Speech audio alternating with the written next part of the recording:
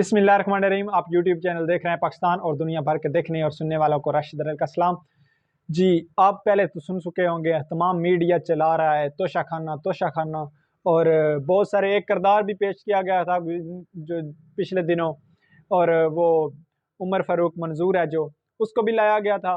मुबैना तौर पर तोशाखाना को बढ़ा चढ़ा कर दिखाया गया था। ये ऐसा सीन है जो कई बार हम देख चुके हैं, फिर खोद के ले आते हैं सामने मीडिया को, बस और कुछ नहीं, पर कोई चीज बात उनके लिए और कोई नहीं है और कोई खबर नहीं है, सिर्फ तोशाखाना घड़ी, बस इस पे लगे हुए हैं मीडिया, हमारा जो पाकिस्तानी मीडिया है।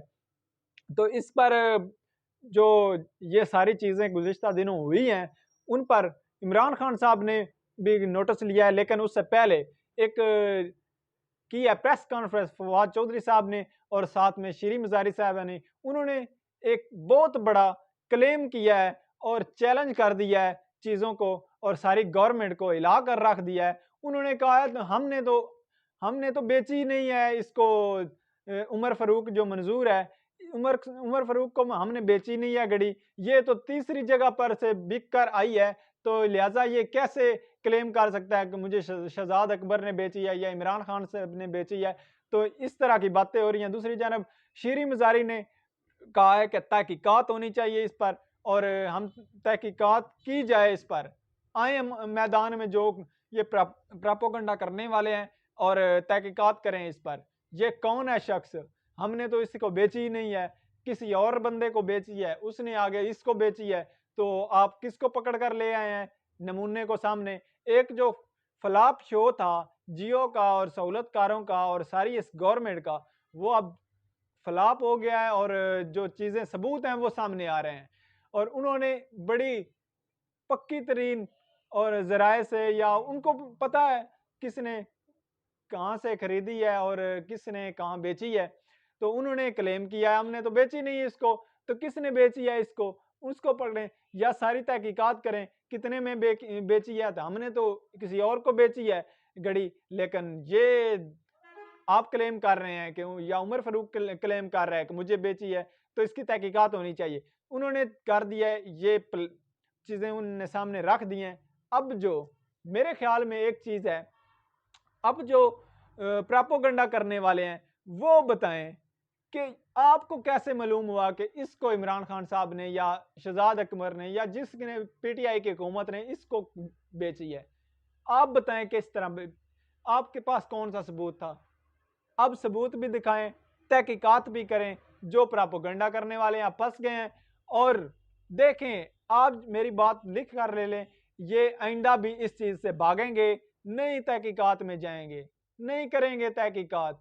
दूसरी जानब अदालत से एक पहले भी एक केस आ चुका है, उसका फैसला भी आ चुका है कि जितना भी है 1947 से लेकर आज तक जितने भी वजीर आजम या सदूर रहे हैं, उनका भी तमाम रिकॉर्ड तोशाखाना का दिया जाए कि किसने क्या क्या चीज़ ली और क्या क्या दी और क्या क्या चीज़ बेची, और जो कुछ सारा रिकॉर्ड है वो सामने लाया जाए। वो नहीं लेकर आए, अदालत के हुक्म के बावजूद अभी तक वो सामने नहीं लेकर आए। किसी ने नहीं देखा, इलेक्शन कमीशन ने नहीं देखा। क्यों नहीं भाई देखा? क्योंकि उसमें बड़ी बड़ी मछलियां हैं, बड़े बड़े लोग हैं जो जिन्होंने बहुत बड़े बड़े घपले किए हुए हैं, वो फंस जाएंगे, सहूलतकार भी फंस जाएंगे। अरशद शरीफ जो है ना, उन्होंने कहा था जाते जाते एक बहुत बड़ा सवाल उठाकर वो गए थे इस तोशाखाना पे। उन्होंने कहा था हमारे जो आर्मी चीफ हैं या जनरल्स हैं, ये जब बैरून मुल्क दौरा करते हैं तो इनको जो तहफ़ मिलते हैं वो भी अवाम के हैं, वो भी अवाम की अमानत है। क्या वो तोशाखाना में जमा करवाते हैं? नहीं करवाते। तो वो क्यों नहीं करवाते? उनका कोई रिकॉर्ड है? वो रिकॉर्ड भी सामने लाया जाए। ये सवाल है, इसका जवाब नहीं मिलेगा। पूरे पाकिस्तान से जब भी पूछा जाएगा नहीं मिलेगा, कोई भी नहीं दे सकेगा ये सवाल। जो ये सवाल करेगा वो भी, उसके लिए भी खतरा है। बस उसका मुंह बंद रहना चाहिए और कोई ना पूछे, बस ये सवाल तो पूछे ही ना। अच्छा, ये सारा तोशाखाना वाला मामला यकदम उठा क्यों है? पहले साइफर वाला खड़ा किया गया लेकिन उसका कुछ नहीं बना, तो फिर तोशाखाना वाला पीछे से लाया गया। असल में मकसद क्या है और मसला क्या है, ये आपके सामने आज रखता हूँ। असल में जो मकसद है वो आपको मैं बता चुका हूँ। शहबाज शरीफ वाला मामला जो पहले था बरतानिया में, जो उनको हुआ था जुर्माना, वो जुर्माना क्यों हुआ था? क्योंकि उन्होंने सैलाब ज़दगान के, जो ज़लज़ला ज़दगान थे, उनके पैसे आए हुए थे, उन्होंने वो दबोच लिए और उनमें से एक बहुत बड़ा हिस्सा खा लिया, बड़ा हिस्सा करप्शन कर ली। तो ये चीज़ें हैं ना, मेरे ज़हन में एक सवाल है, वो बड़ा अच्छा, एक बंदा है, उसने एक घड़ी ली और 50% कानून के मुताबिक ली, उसको बेचा और फलाई काम पर लगा दिया। दूसरी जानब क्या है, एक बंदा है, उसने फलाई कामों के लिए जो पैसे थे, उसकी एक बड़ी रकम जो है करप्शन करके, मनी लॉन्ड्रिंग करके अपने अकाउंटों में डाल ली, वो खा गया। तो इसमें गलत कौन है? आप फैसला करें। आपको, आप इस जो पाकिस्तान है, मुल्क पाकिस्तान है, इसके मालिक हैं अवाम और इसके फैसले करने वाले अवाम है, तो ये कौन होते हैं ये फैसला करने वाले? आप फैसला करें कौन गलत है कौन सही है और हमेशा सच्चाई के साथ खड़े हों। इसके बाद ये आते हैं शहबाज शरीफ बरतानिया में। एक असल वजह यह है तोशाखाना का कि सारे मीडिया को पैसे इश्तिहारात देकर तोशाखाना इस पर रौला डलवाया जाए। और क्योंकि एक बहुत बड़ी वजह है, क्योंकि मैं आपको हक़ाइक़ बता दूं कि बरतानिया में शहबाज शरीफ पर एक लास्ट दिनों जो पता है केस चल रहा था, डेली मेल अखबार और शहबाज शरीफ को गैरत आ गई थी कि क्योंकि उन्होंने इनको करप्ट कहा था और इनके करप्शन की दास्तान जो वो छापी थी, तो इनको गैरत आ गई, इन्होंने हरजाने का दावा कर दिया, वहां केस कर दिया। ये कह रहे थे मैं हरजाने के पैसे लूंगा, इन्होंने मेरी बेइज्जती की, खामखा की इसको गैरत आ गई। तो भाई आप पहले या तो आपने ना की हो ना, आप बहुत बड़े जुआरी हैं, बहुत बड़े आप करप्ट हैं, बहुत बड़े सारा टब्बर इंटरनेशनल चोर हैं आप, तो फिर आपको कैसे यकदम गैरत आ गई? आपने खामखा गैरत करके आपको अपना जुर्माना लगवा लिया अपने आप को। तो बरतानिया में अदालत ने टाइम दिया था और कुछ सवाल पूछे थे और कुछ इल्ज़ामात थे, उनका जवाब देना था। तो डेली मेल ने 50 सफ़ात का जवाब दे दिया और वो जवाब भी उन्होंने सबूतों के साथ दिया। तो अब ये आएँ-बाएँ शाएँ कर रहा था और निकलने की कोशिश कर रहा था, कभी मैं बिज़ी हूँ, लेकिन फैसला आ गया उसके ऊपर। जज ने कहा कि आप चाहे वज़ीर-ए-आज़म पाकिस्तान है या कोई आम आदमी है, मेरी अदालत के लिए जो आपने टाइम ज़ाया किया उसका भी आप जवाबदेह होंगे और आपको जवाबदेह होना पड़ेगा। और उन्होंने जुर्माना कर दिया, उन्होंने तकरीबन 1.5 करोड़ रुपया जुर्माना किया है और वो 1.5 करोड़ 23 नवंबर 4 बजे तक उन्होंने टाइम दिया है, वो अदालत में जमा करवाना है। अब ये फंस गए हैं और ये इनके पास जवाब नहीं है। 1.5 करोड़ इन्होंने जमा करवाना है जाकर। इनका मकसद है कि तोशाखाना का जो चीज़ें हैं वो सामने लाकर या ये एक शोशा छोड़कर प्रोपेगेंडा कर अपने मीडिया को ये कहें कि इसको बढ़ा चढ़ाकर पेश करो, तोशाखाना को बस मुर्दा को जिंदा कर दो।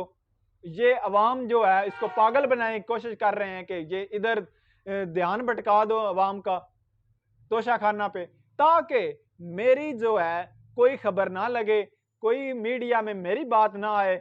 और इसके बाद आपको मैं बता दूं हक़ाइक़ कि 8 दिसंबर को इसने पेश होना है उधर उस अदालत में।